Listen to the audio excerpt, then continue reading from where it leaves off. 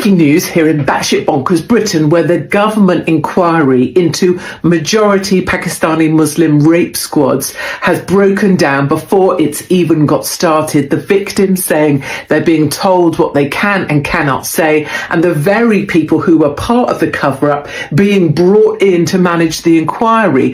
Pakistani Muslim Home Secretary Shabana Mahmood says she will ensure that justice is done. Meanwhile, Jess Phillips was out there in the House of Commons, nostrils flaring like a bull with something hot shoved up its arse and yellow teeth glinting in the Commons lights. She basically raged at the victims for making a fuss. In other news, inflation in the UK hits a ball-busting 3.8%. Compare that to France, where it's 0.8%, or the US, where it's about 2.5%. It means, of course, that things in stores are incredibly expensive, but possibly more importantly, it means that the government is paying oodles to try and pay back debt. It's paying the interest on government debt. And what it means is all of that extra pain you're taking from national insurance rises and taxation is effectively just being taken outside of the House of Commons and set on fire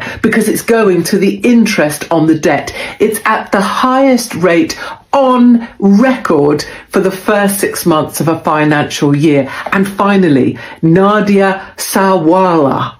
I was on Celebrity Big Brother with her. Apparently she's had a full mental breakdown on Tinternet. She's come out and said, "Oh, has anybody thought how difficult this is for Hamas and the Palestinian men?" She's gone full Dawn French. I'm not sure what it is. Maybe a combination of uppers and too much gin. What I can tell you is she was a right pain in the arse in the Celebrity Big Brother house. I mean, she was in that. Obviously got paid a lot more than her, but she basically did cooking the whole time because I think she thought she was going to get a cookery show off the back of Celebrity Big Brother, whereas in fact she just got kicked out early for being really boring, and they edited all the cooking out, so she just fed us all and got fuck all from it. Oh, poor old Nadia, shame. That's it, batshit bonkers Britain. The clash between Katie Hopkins and Nadia Sawalha isn't just a petty spat between two former reality TV housemates. It's a collision of two completely different visions of Britain. Katie Hopkins speaks with the precision of a scalpel and the force of a hammer. Her tone is cruel, witty, and deliberately merciless. She stands for the Britain that prides itself on saying what everyone else is too afraid to say. To Hopkins, emotion is weakness, compassion is performance, and people like Nadia are the living proof of a country gone soft. Her words slice through sentimentality like broken glass through silk. Nadia Sawalha, by contrast, represents the sentimental theater of public virtue. Once a familiar face on Celebrity Big Brother, she has drifted into the digital wilderness, surviving on empathy and nostalgia. When she takes to the internet to plead for understanding for Hamas and Palestinian men, Hopkins sees not compassion, but desperation. The cry of a forgotten celebrity trying to win back relevance by dressing confusion as conscience. Hopkins ridicules her mercilessly. The gin, the tears, the failed ambition to turn reality, TV fame into a cooking show. Yet behind the cruelty lies a sharper observation that modern Britain has become a circus where outrage and empathy are both acts in the same performance. One plays the monster, the other plays the martyr, and the audience rewards whichever one screams louder. In the end, Hopkins isn't just mocking Nadia. She's mocking a culture that made them both, a culture that made them both, a culture that made them both, a culture that confuses moral data for truth and self-pity. Her final line, that's it. Batshit bonkers Britain lands like a verdict, a country where everyone is still performing long after the cameras stopped rolling. Reeves, I saw a wonderful cartoon the other day about her saying to Prince Andrew, "Would you present my budget because you're the only person in Britain who's more unpopular than me?" That's right. That's right. I think she's about to make herself even less popular. Oh, raid on GPs. We've got a shortage of GPs. Yeah. We know there's a shortage of GPs. This government said they're going to fix it. Yeah. Tell us what she's going to do. Well, she's going to introduce something called the LLP, clampdown, okay?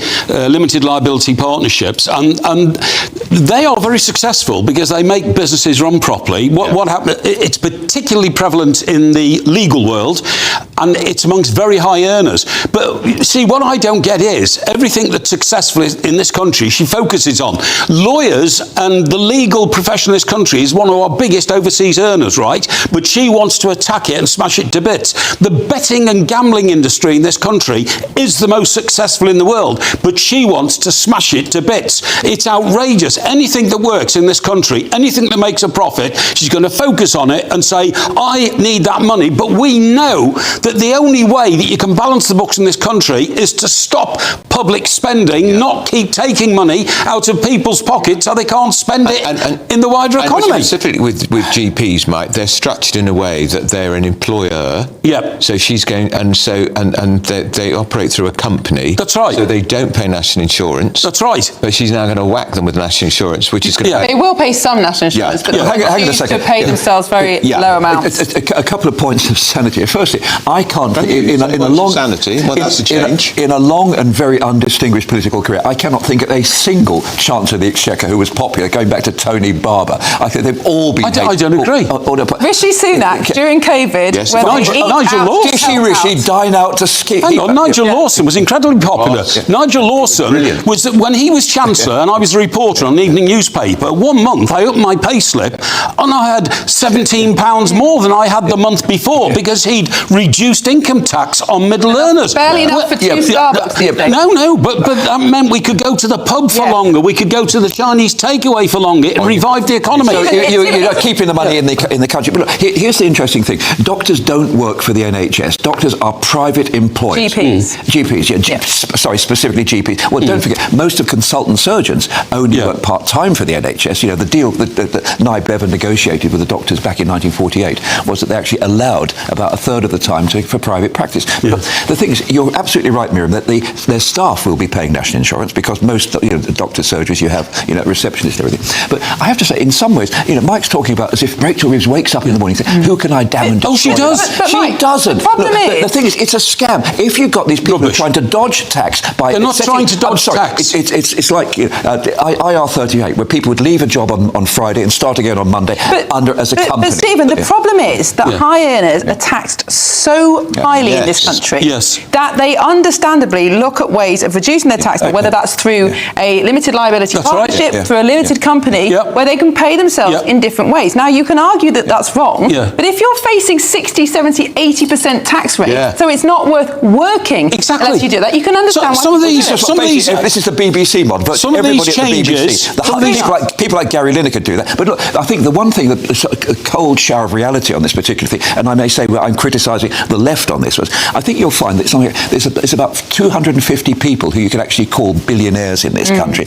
And I think they've all left. No, they're still here. They are. The tiny number of people in the higher earning bracket pay 27% of all the tax in this country. The idea that you can hit the top rate simply is for the bird. No. In these proposals, some individuals... Are you saying we should be whacking the billionaires? There's not enough of them. Some individuals in this proposal will pay up to £27,000 more in tax a year. That's absolutely outrageous. It doesn't matter how much you earn. And Stephen, you must have noticed that Ferrari are now sending fewer cars to this country because so many of our millionaires who run companies in this country and employ people have gone that way to Italy, to Milan, have gone to Dubai. She is throttling the economy. I've said it before and I'll say it again. I'm sorry, Stephen, you've got to listen to me. She is economically illiterate. Rachel Reeves is economically illiterate. She doesn't understand that if you keep taxing people, they in turn lose their jobs, they in turn pay less tax, she in turn goes back and wants more tax out of a diminishing pot. Yeah, well, hang on a second. The answer to that is to grow the cake. And the whole point about increasing productivity... Oh, yeah, I'm sorry.